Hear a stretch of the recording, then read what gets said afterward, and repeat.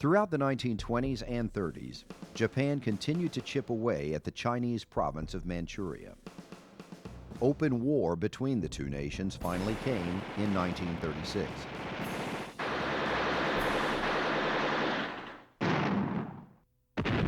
For 5 years, China's appeals to the United States fell on isolationist ears.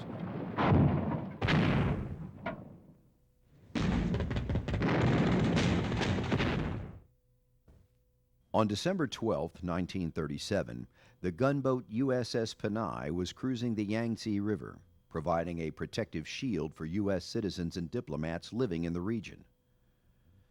At 1:38 in the afternoon, under clear skies, just hours after having been stopped, boarded, and released by a Japanese motor launch, the Panay was attacked by Japanese bombers.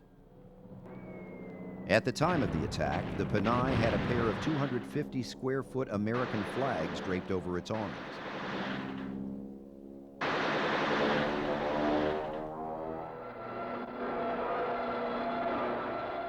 The bombing and strafing continued for 20 minutes, during which time Panay took 12 direct hits and sank.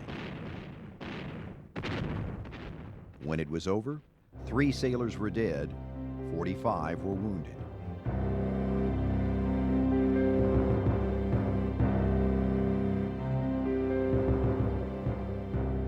It is a matter of common knowledge that Japan's policy is fundamentally inspired by a genuine desire to guarantee peace in the Far East and to contribute to the maintenance of peace throughout the world.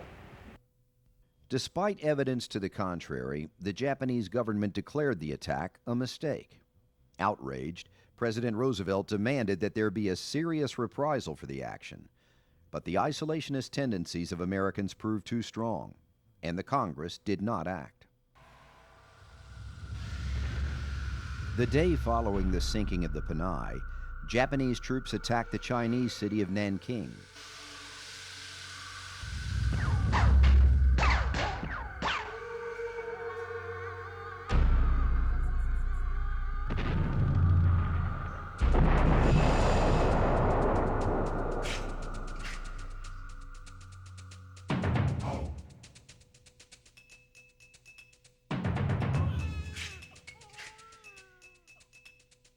Once in the city, Japanese commanders let their troops run wild through the streets in what would become known as the Rape of Nanking. Over the next several weeks, they systematically looted and burned the city and surrounding towns, destroying more than a third of the buildings.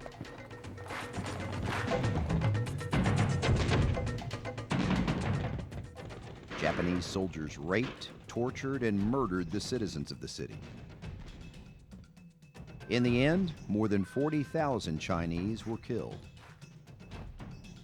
Following the Nanking massacre, the U.S. government placed a so-called moral embargo on shipments of scrap iron and steel to Japan. The greatest point of contention between Japan and the United States prior to World War II was over China. The Japanese had invaded Manchuria in 1932 and then went into northern China in 1937 and then in the southern part a little bit later. And the United States had tried sanctions against Japan, for instance, cutting off oil shipments, cutting off scrap steel, a number of things to encourage the Japanese to leave the Chinese alone. By 1940, the Japanese government had set itself on course that seemed certain to lead to war with the United States. The conquest of Manchuria was completed, and a puppet government was installed which took its orders from Tokyo. Chinese citizens were forced into slave labor in support of the Japanese advance into the rest of China.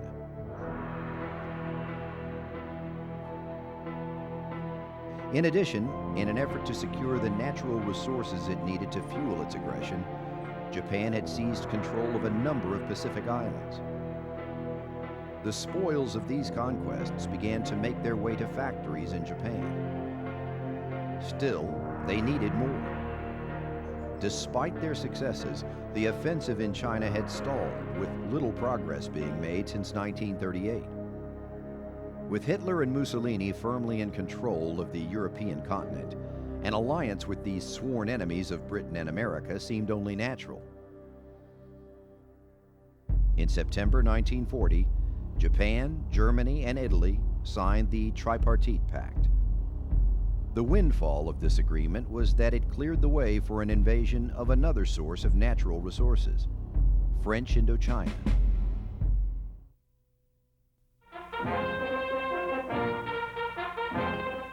Somewhere in the Atlantic, Britain's Prime Minister Winston Churchill meets President Roosevelt. A hand clasp that ushers in one of the most dramatic conferences between the leaders of nations ever recorded. Here, the next day, the Atlantic Charter with its 8 points is formulated. As they part, hopes for a permanent peace rise in the hearts of the two great democracies of the world.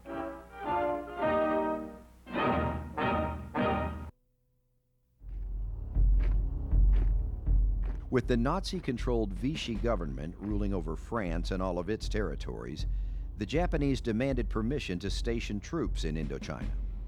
Ostensibly, these forces were to assure that there were no military goods passed over the border into China. At first, the Vichy French resisted, but soon gave way. Once these units were in place, movement to and occupation of the South was inevitable.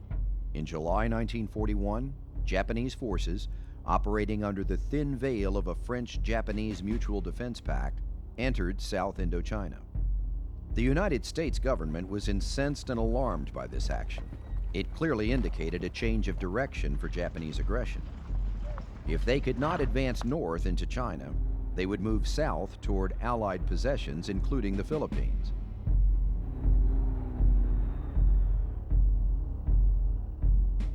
President Roosevelt, already stoking the fires for a war with Germany, sought some form of retribution. The immovable isolationist views of the American public held fast, though, and military action was out of the question. Still, it was clear that Japan's aggression could not go unanswered. The United States froze all Japanese assets in the U.S. This was a blow to the economically strapped empire, but the news got worse. In addition to freezing the assets, the United States placed an embargo on the shipment of oil to Japan. Britain and the Netherlands followed suit. Despite the fact that Japan had stockpiled oil in anticipation of an embargo, they had only enough to last 18 months, and military leaders estimated the war in China would take 3 years to conclude. Clearly, the situation was becoming critical. Japan's government, angry with what it saw as unjustified interference in its own regional affair, viewed the oil embargo as an act of war.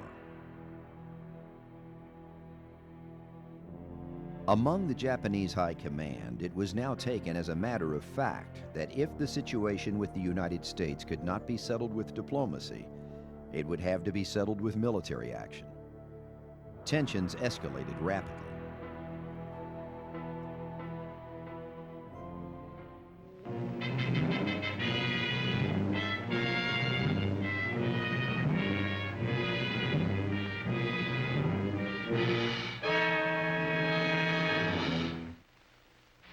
From long residence in the United States, I knew the great industrial capacities of your country. Also, I studied your method of working in the last war. I knew that Japan could not possibly make successful war against the United States. Most of the senior naval officers felt the same way, and hence they wished me success in my mission. as ambassador to the United States. Prior to the outbreak of war, Japan did make an attempt to estimate American industrial power, but the estimation was superficial. It would have been impossible for anyone to have visualized the production power of America. Once in the war, it was necessary to do the best we could, even though the Japanese war potential was only good for about 2 years. Throughout the next few months of 1941, U.S. and Japanese diplomats negotiated in earnest. Japan asked the United States to lift the oil embargo, which the United States refused to do unless Japan agreed to halt its aggression against China. The United States regarded Japan's adamant refusal to budge on their stance as a sign of hostility. Like the Japanese leaders, Roosevelt and others came to realize that war with Japan was inevitable. Accordingly, the U.S. began fortifying its bases in the Pacific.